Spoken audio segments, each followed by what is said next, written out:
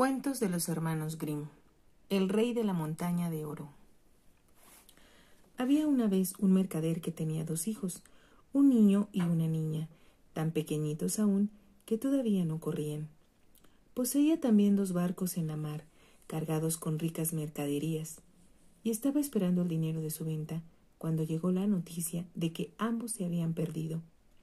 Para distraerse de sus tristes pensamientos, salió al campo y estaba paseándose arriba y abajo.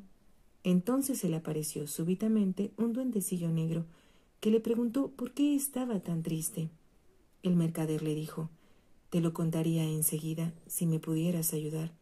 «¿Quién sabe?», contestó el duendecillo. «Quizá yo te podría ayudar». Entonces el mercader le contó cómo había perdido toda su fortuna en un naufragio y ahora no le quedaba más bien que aquel campo. «No te apures», le dijo el duendecillo. «Si me prometes darme, dentro de 12 años, lo primero que hoy se restriegue contra tus piernas al llegar a tu casa, tendrás tanto oro como puedas desear». El mercader pensó: «Lo primero que se restriega contra mis piernas cuando llego a casa es siempre mi perro».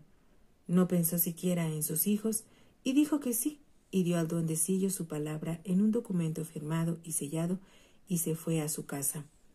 Al llegar a ella, su hijito, encantado de haberse soltado de los andadores, corrió, vacilante aún, hacia su padre y se restregó cariñosamente contra sus piernas. El mercader quedó horrorizado al recordar su promesa y ver ahora lo que por ella tenía que dar. Mas, como todavía se encontraba sin dinero en las arcas, se consoló pensando que acaso todo habría sido una broma del duendecillo. Pasado un mes, fue a ver si en el almacén encontraba algo que vender, y encontró un gran montón de oro en el suelo. Con él volvió a negociar, compró y vendió, y llegó a ser más rico que antes, viviendo con ello toda la familia feliz. En tanto, el niño había crecido haciéndose un muchacho tan listo como inteligente, y he aquí que cuando iban a cumplirse los 12 años del naufragio en que se perdieron los 2 primeros barcos del mercader, éste se puso más y más triste, tan triste que a su rostro asomaba el pesar. Un día su hijo le preguntó qué le sucedía, pero él no se lo quiso decir. Insistió tanto, sin embargo, el muchacho, que el mercader le contó cómo, sin saber lo que hacía, había prometido dar su propio hijo a un duendecillo negro que le había devuelto sus riquezas y que ahora vendría a exigir el precio. Y había dado su palabra, firmada y sellada, y los 12 años estaban ahora a punto de expirar. Entonces dijo su hijo: «No temas, padre mío, no pasará nada. El duendecillo negro no podrá nada contra mí». Cuando llegó la fecha fijada, el chico pidió su bendición a un sacerdote y padre e hijo se fueron juntos al campo. Y el chico trazó un círculo en el suelo y los 2 se sentaron dentro de él. Cuando apareció el diminuto duendecillo negro, preguntó al mercader: «¿Has traído lo que me prometiste hace 12 años?» El hombre guardó silencio y el chico respondió: «¿Qué es lo que queréis?»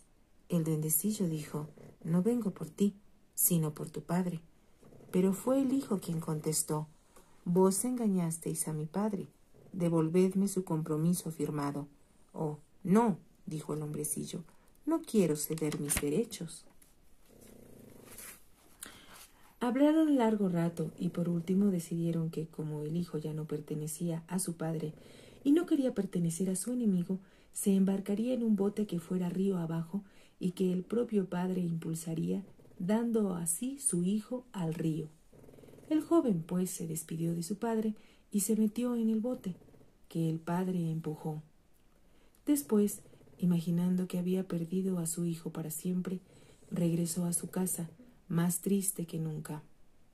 La barquilla, sin embargo, no se hundió en la corriente, sino que navegó tranquilamente río abajo, durante largo tiempo, hasta que fue a detenerse a una playa desconocida. El joven desembarcó y, viendo un hermoso castillo cercano a la playa, se encaminó a él. Al pasar bajo el arco de entrada, cayó sobre él un hechizo. Atravesó las estancias, pero todas estaban vacías, hasta que llegó a la última, donde había una serpiente, enroscándose y desenroscándose. La serpiente era, en realidad, una doncella encantada, que, al ver al joven, sintió gran alegría y le dijo: «Por fin llegas, Salvador mío. 12 años hace que te espero. Todo el reino está hechizado, y tú tienes que romper el hechizo». «¿Y cómo podré hacerlo?», preguntó él. Ella dijo: «Por la noche aparecerán 12 hombres negros y te preguntarán qué vienes a hacer aquí. Mas no debes contestarles ni una sola palabra. Digan lo que digan, ni hagan lo que hagan. Te atormentarán, te golpearán y pincharán, pero tú no hables. A la medianoche desaparecerán. A la segunda noche vendrán 12 más, y a la tercera 24. Estos te cortarán la cabeza, pero como a las 12 de la noche termina su poder, si tú lo has soportado todo sin pronunciar palabra, estarás salvado. Entonces acudiré yo trayendo un frasquito lleno de agua de vida, con la cual te rociaré y volverás a vivir más sano y más feliz que antes». Dijo entonces el joven: «Con gran alegría te salvaré». Todo sucedió como la doncella había anunciado. Los hombres negros no pudieron arrancar al hijo del mercader una sola palabra, y a la tercera noche la serpiente se transformó en una hermosa princesa que trajo el agua de vida, como había prometido, y volvió al joven a la vida. Después le echó los brazos al cuello y le besó, y hubo un gran regocijo en todo el castillo. Se celebraron las bodas, y el hijo del mercader fue rey de la montaña de oro. Él y la princesa vivieron felices, y andando el tiempo les nació un precioso niño. Pasados 8 años, el rey comenzó a sentir cada vez más vivo el deseo de ver a su padre, y planeó un viaje para su país. Pero la reina no quería dejarle partir. «Sé que ese viaje será mi desgracia», decía. Sin embargo, como él no la dejaba en paz hablando del dichoso viaje, ella tuvo que acceder. Antes de partir, ella le dio un anillo encantado y le dijo: «Toma este anillo y póntelo en el dedo. Él te llevará a donde quieras ir, mas prométeme que no lo usarás nunca para desear que yo salga de aquí y vaya al país de tu padre». Hizo él la promesa y se colocó el anillo en el dedo, y entonces deseó ir a parar a la ciudad donde vivía su padre, y en el mismo instante se encontró a las puertas de aquella ciudad. Pero el centinela no le dejaba pasar porque, aunque sus ropas eran de ricos materiales, denunciaban en él al extranjero. El joven se fue, pues, a una montaña donde vivía un pastor, y cambiando con él sus vestidos, se puso su vieja zamarra y entró en la ciudad sin que nadie se fijase en él.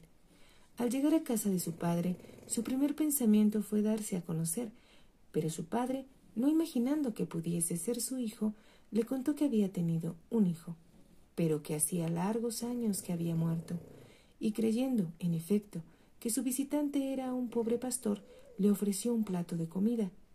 El supuesto pastor dijo a sus padres: «¿No veis que soy en verdad vuestro hijo? ¿No tenía acaso éste alguna señal en el cuerpo por la que me podáis reconocer?» «Ciertamente», contestó la madre, «nuestro hijo tenía una marca color fresa debajo del brazo derecho». Levantó él la manga de su camisa y mostró la marca color fresa, y ellos no dudaron ya de que fuera su hijo. Entonces él les contó que era rey de la montaña de oro, que su esposa era la princesa y que tenía un hijo de 7 años. «Eso no puede ser», observó el padre. «Si fueras un rey tan poderoso, no vendrías a casa de tu padre vestido con una vieja zamarra de pastor». El hijo se enojó y, sin pararse a reflexionar, dio vuelta al anillo y deseó que su esposa y su hijo aparecieran allí inmediatamente. En el mismo instante, los dos estaban ante él, pero su esposa no hizo sino llorar y lamentarse y decir que él había roto su promesa, haciéndola con ello muy desgraciada. Él le dijo: «Lo hice sin querer y sin mala intención», y trató de calmarla. Ella fingió que se apaciguaba, pero le guardó el más vivo rencor en el fondo de su corazón.